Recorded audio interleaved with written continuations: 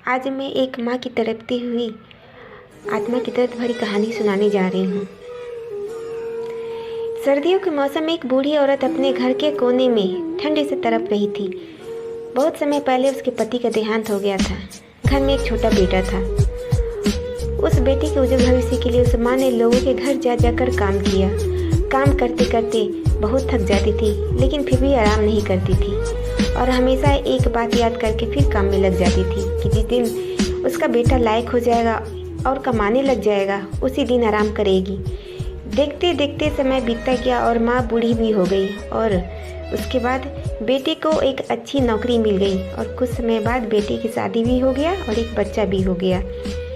अब बूढ़ी माँ बहुत खुश थी क्योंकि उसके जीवन का सबसे बड़ा सपना पूरा हो गया, क्योंकि उसका बेटा लायक हो गया था और अपने पैरों पे खड़ा हो गया था। अब उसका बेटा उसकी हर ख्वाहिश पूरी करेगा। लेकिन ये क्या, बेटे और बहू के पास तो बूढ़ी माँ से बात करने का समय तक नहीं था। बस इतना फ़र्क था कि माँ के जीवन में पहले वो बाहर के लोगों के जूठे बर्तन साफ करती थी और अब अपने बेटे और बहू के, पहले बाहर के लोगों के कपड़े धोती थी और अब अपने बेटे और बहू के। फिर भी वो खुश थी क्योंकि औलाद भी तो उसी की थी। सर्दियों का मौसम आ गया था। एक टूटी चारपाई पर घर के बिल्कुल बाहर वाले कमरे में एक फटे पुराने कंबल में सिमट कर लेटी हुई थी और सोच रही थी कि आज उसका बेटा आएगा, उसे कहूँगी कि तेरी माँ को रात को बहुत ठंड लगती है, एक नया कंबल लाकर दे दे। शाम को बेटा जब घर आया तो माँ ने अपने बेटे से बोला, बेटा बहुत ठंड लगती है मुझे और बात कंबल की नहीं है, मैं बहुत बूढ़ी हो गई हूँ, शरीर में जान नहीं है, फटे हुए कंबल में ठंड रुकती नहीं है, एक कंबल लाकर दे दे बेटा। फिर उसका बेटा बोलता है, इस बार घर के राशन में, बच्चों के एडमिशन में और बिजली के बिल में बहुत ज़्यादा खर्चा हो गया है। कुछ पैसे हैं जो बच्चों का स्वेटर लाना है, तेरी बहू के लिए शॉल लेके आना है। तुम तो घर में ही रहोगी, तुम तो सहन कर सकती हो ना, हमें तो बाहर जाना होता है कमाने के लिए। फिर बस माँ 2 महीने की सर्दी निकल जाने दो, अगली सर्दी में आपको नया कंबल ला कर दूंगा। उसके बाद पता है क्या हुआ? उसकी माँ अपने बेटे का जवाब सुनकर उसी फटे हुए कंबल में फिर से सिमट के सो गई।